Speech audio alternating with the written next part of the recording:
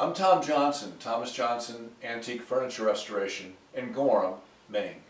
This is a really nice antique mirror frame, Queen Anne style. It's probably from before 1750.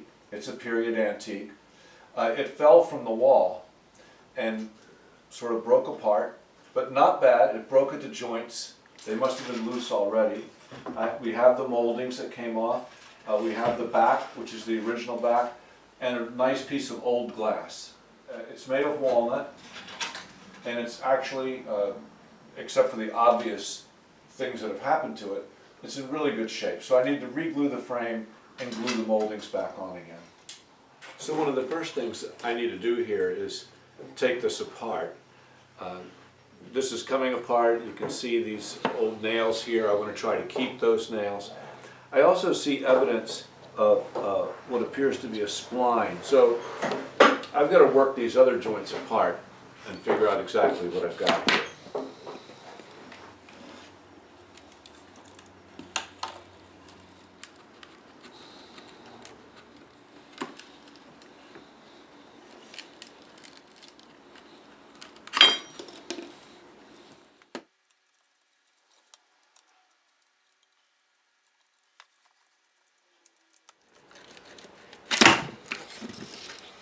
The next step will be to remove the new nails that are here.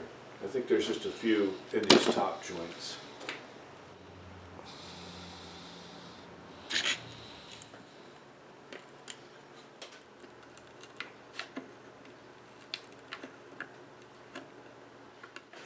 Now I'm going to scrape as much as I can. I'm going to scrape around the old nails, see what glue I can get off of there.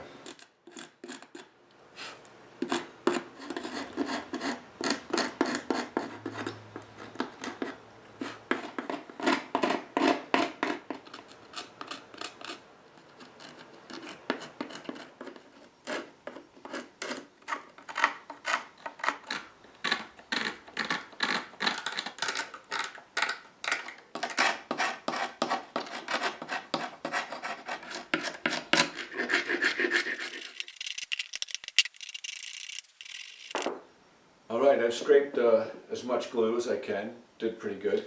Now I'm going to glue it back together. I've left the original nails in place, and I'm going to use those to guide these back together.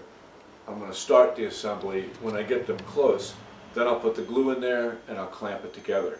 If you remember, there's these little splines here just in the bottom of the frame. I'm not going to attempt to replace those. They're really small. They did the spline, then veneered over the edge, so that would be a problem. I don't think they do much good. After the glue up, I'm going to add some support to the outside corners here.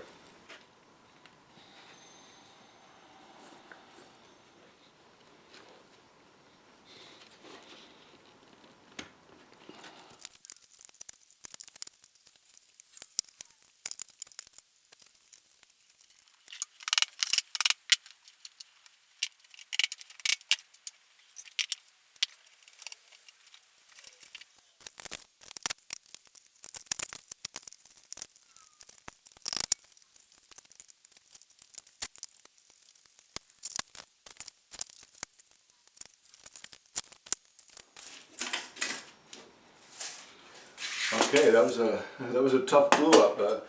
Clamps get in the way of each other. I also had to make sure this is square.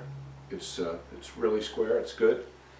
All the joints are together, so I think I'm good. Okay, I've let this set up overnight.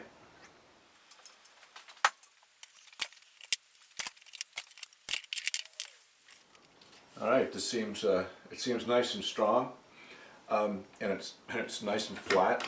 So it's great. I think the next thing I'm going to do, I'm going to glue some very thin braces on the exterior of these corners, just to give it a little strength. Because the back, when I go to put the back on, that sits inside the frame. The back doesn't really help this frame. So I feel the need to put something across here. It'll just be some superficial thin pieces of wood in the corners. So I've got some 1/8" maple scrap I'll use to cut these little corner pieces. So the theory is that these little triangles will give some support to this frame, but they're just superficial. If anybody ever wanted to take them off in the future, they could.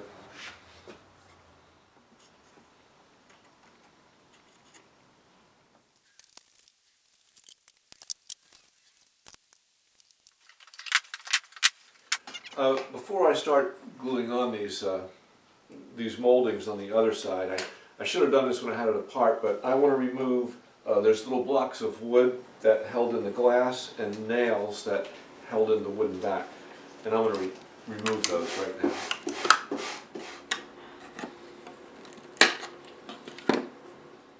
Alright, now I can start. I have all these pieces which came off, got to figure out where they go, and then I can scrape the old glue off and glue them down.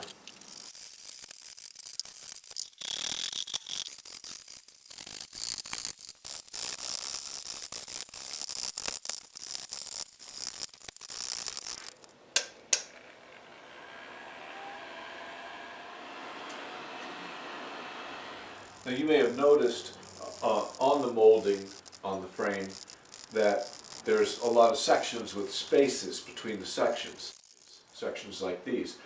And that's because the grain of the molding runs perpendicular to the grain of the frame. The molding has shrunk up, leaving all these spaces. So as I glue these pieces back, you'll notice that I'm going to leave spaces on either side, just like it was, before these came off.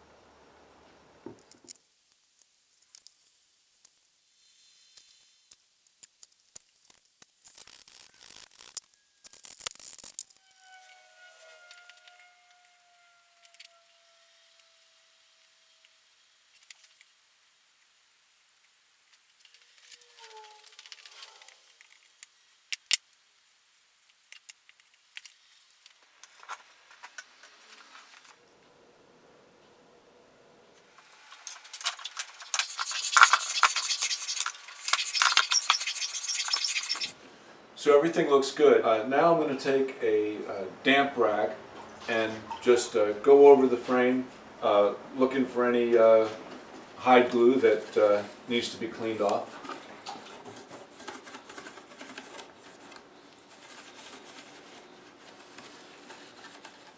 Okay, before I go any further on the frame, I'm going to turn it over and install the glass and the back. As I turn this over, I realized there are some support pieces glued to the back of this upper section that were missing when it came in. But I need to find some thin strips of wood and strips of wood that can bend a little bit with this cupped top section and glue those on. I realized too when I turned this over that I had this little piece of wood taped to the back, and it came from this corner right here. When the wood, this edge is veneered, and when the frame itself shrunk some, it pushed this area out, and that came off. But I think I can get it right back there where it came from. All right, I found some nice pieces of 1/8" pine in the scrap wood box. And I've cut them to fit in these 3 spaces. So I'll just scrape the old glue and glue them down.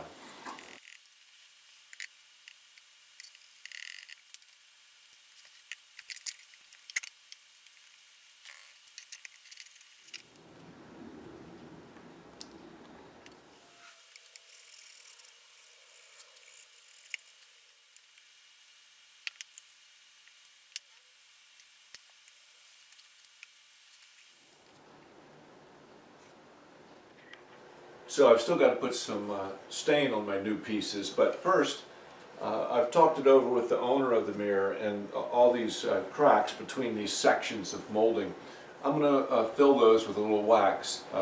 It's called low heat burn and stick. It's just a hard wax that you melt into these cracks.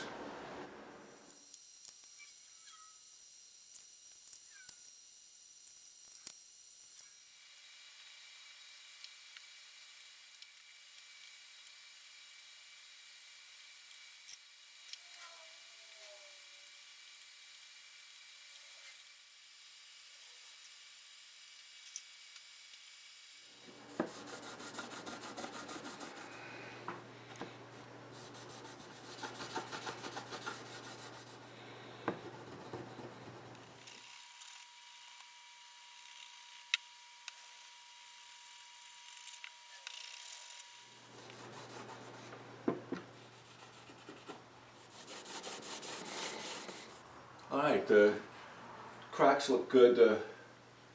The wax I used is a pretty good neutral color. As I hold this up and kind of look at it, though, I see some places where the wax looks a little light, so I'll use a fine grain marker like this one to touch them up a bit, just in some areas.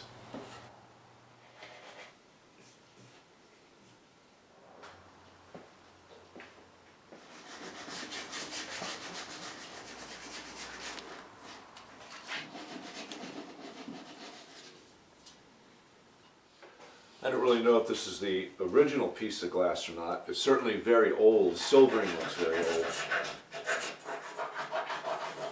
But I think the original glass might have been a lot thinner than this piece. This is kind of a heavy piece of glass, but I don't know that much about it.